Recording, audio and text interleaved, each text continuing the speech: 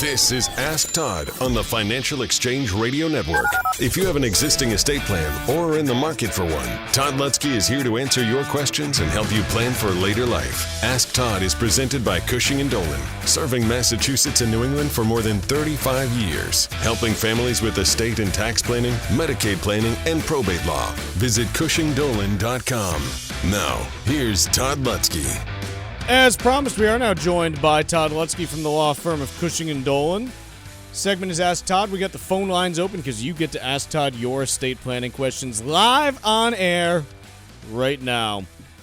Phone number is 888-205-2263. A reminder, we only get to maybe 2 or 3 calls each time, and so that gives you a pretty strong incentive to call early to make sure we get to answer your question. Again, 888-205-2263 is the number to ask Todd Lutsky your estate planning questions live on air right now. That number again is 888-205-2263. Mr. Lutsky, how are you doing today? I am never better. You? Got a little bit annoyed earlier this morning. Yeah, I'm always afraid to ask you this question. My phone keeps calling me Shirley for some reason. Really? Well, I realized, though, that I left it in airplane mode. Okay. Yeah. Yeah. Todd, I want to talk to you a little bit about trusts. And specifically, so you go to an estate planning attorney and you pay them a bunch of money to go do some legal work for you. Trusts, wills, the whole bit. Yeah, got it. How does one know if their trust is actually funded with assets or if you just paid a bunch of money for an expensive piece of paper? And you know, I think the way you phrase that is accurate, because if you don't fund the trust, arguably it's not really doing anything for you. And that's important. That's when Chuck says it's an expensive piece of paper. It could be. So a couple of things. One, if we're talking about a revocable trust, and then I'll tell you a little bit about an irrevocable trust and the differences by having them not funded. But the funding to determine whether either is funded is really the same.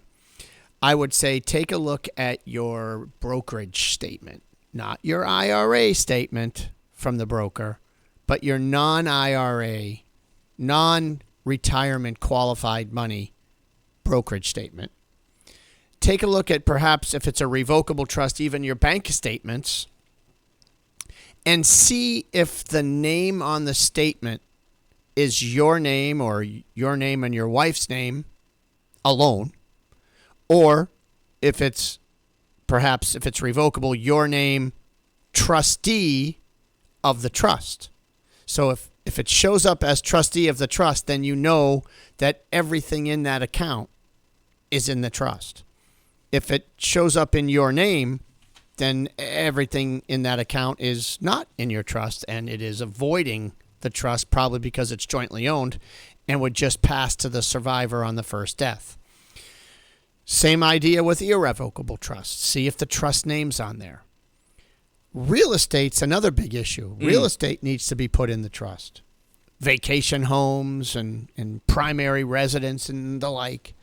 So with a vacation home or your primary residence, make sure that the tax bill, the real estate tax bill, comes in the name of the trust and not in your name personally. Remember, just because you see the name of the trustee there doesn't mean that's who owns it, because when we talk about an irrevocable trust, you might see not your name on the real estate tax bill, but maybe a child's name, trustee of the trust. And so I get calls all the time saying, oh, we didn't give the house to our daughter. No, you didn't. It's trustee. So, but people see the name and they think that person owns it. No, the trust owns it. Talking with Todd Lutsky from the law firm of Cushing & Dolan. If you've got a question that you want to ask Todd about your estate plan, this is the chance to do so. 888-205-2263 is the phone number. Still got a little bit of room on the phone line, so this is your chance to speak with Todd. Again, 888-205-2263 is the number to call to ask Todd your estate planning questions. Again, that number is 888-205-2263. We're going to take a quick break now, but when we come back, we're going to get to your questions with Todd Lutsky. Again, that phone number is 888-205-2263. Ask Todd with Todd Lutsky every Wednesday at 10:30, only here on the Financial Exchange Radio Network.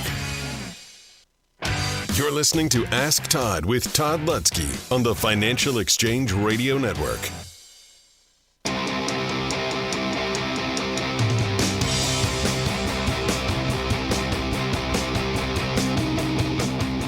All right, we got you all queued up here with Todd. Let's get right to your calls. First up, we got Philip on the Cape. Philip, what's your question for Todd Lutsky?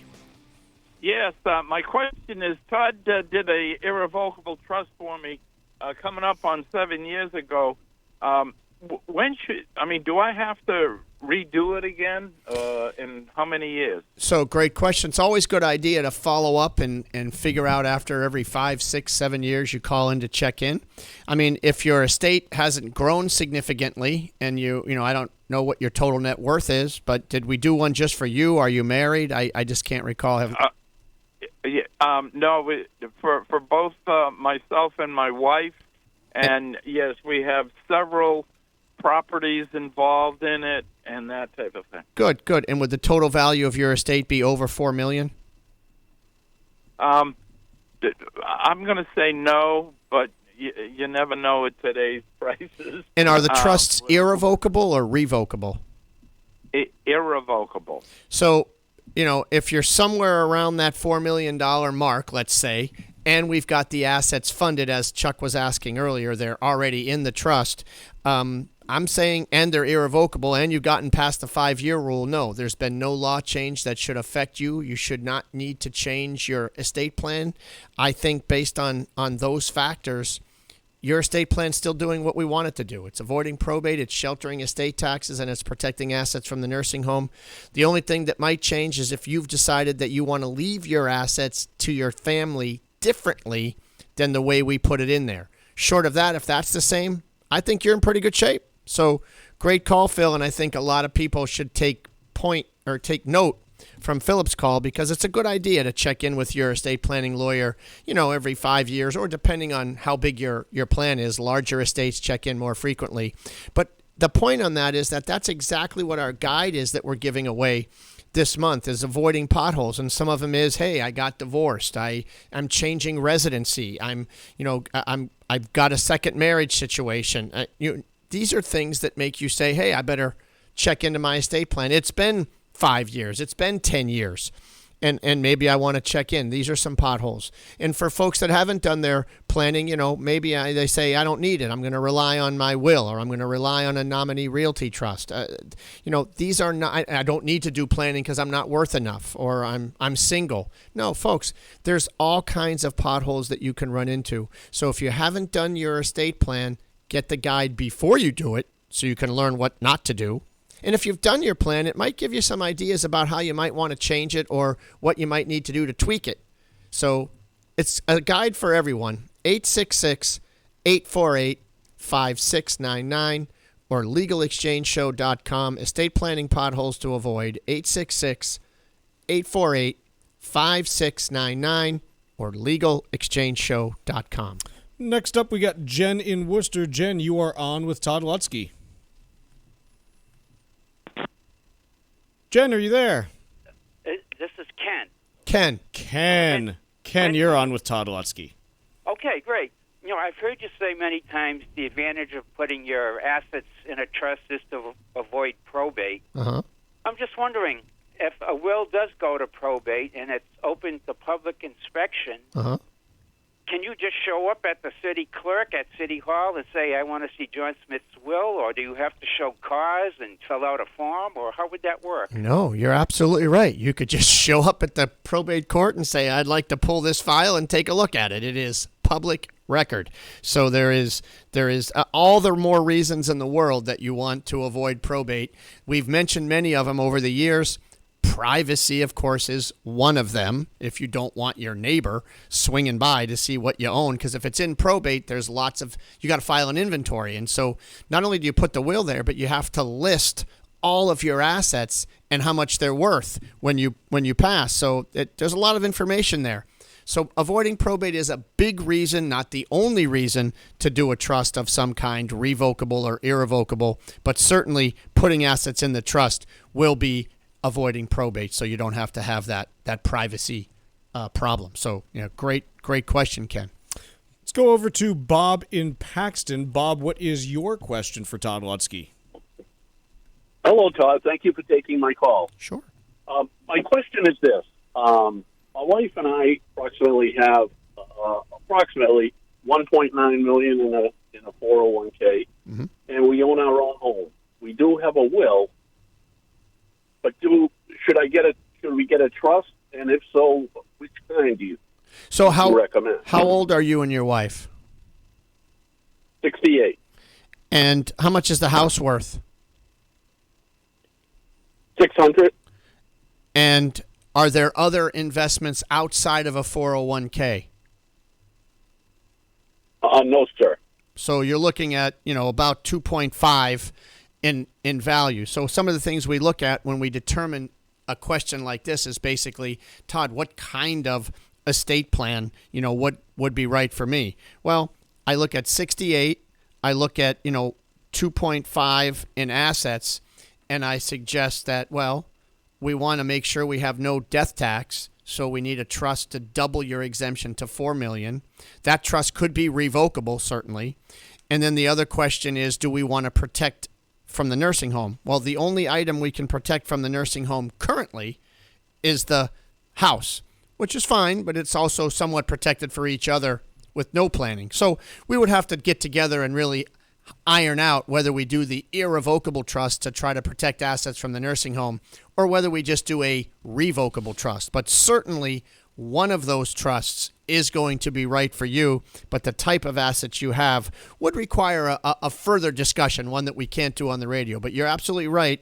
Estate planning at 68 is perfect timing. Again, I didn't ask, but assuming he has children, another reason to do the plan. So you're right on point there, Bob. I think planning would be right for you. We just don't know exactly which trust yet. Todd, we got one more for you. We're going to try to go 4 for 4 here. Gene in Maine is on the line. Gene, we've only got a couple minutes, so you got to be quick. But what's your question for Todd?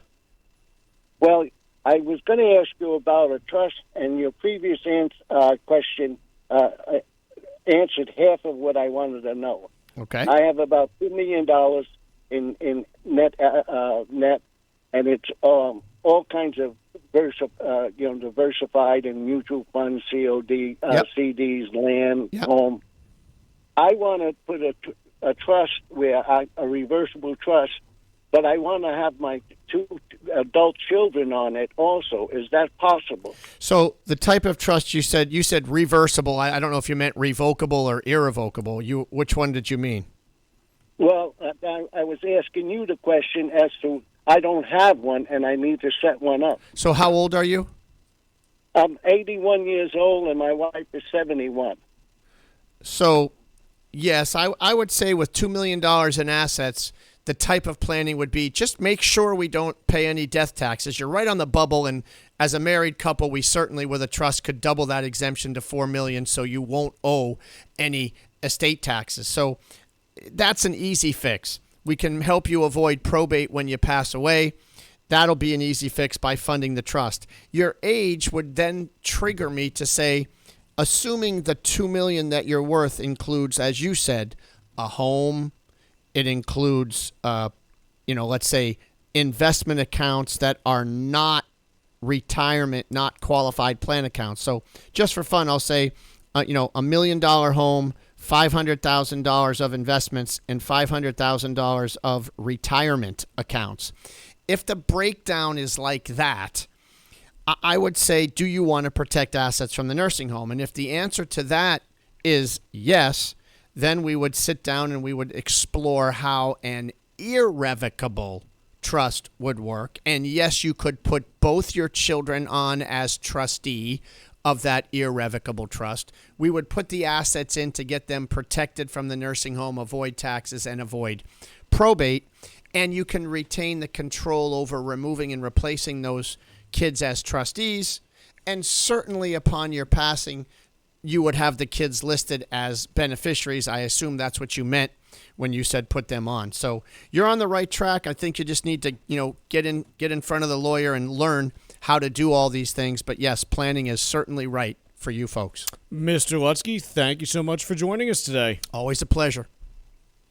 This has been Ask Todd on the Financial Exchange Radio Network. Ask Todd with Todd Lutsky has been presented by Cushing & Dolan, serving Massachusetts and New England for more than 30 years, helping families with estate and tax planning, Medicaid planning, and probate law. Call 800-393-4001 or visit CushingDolan.com. The views expressed in this segment are solely those of Cushing & Dolan. Armstrong Advisory does not provide any legal or tax advice. Please consult with your legal or tax advisor on such matters. Cushing and Armstrong do not endorse each other and are not affiliated.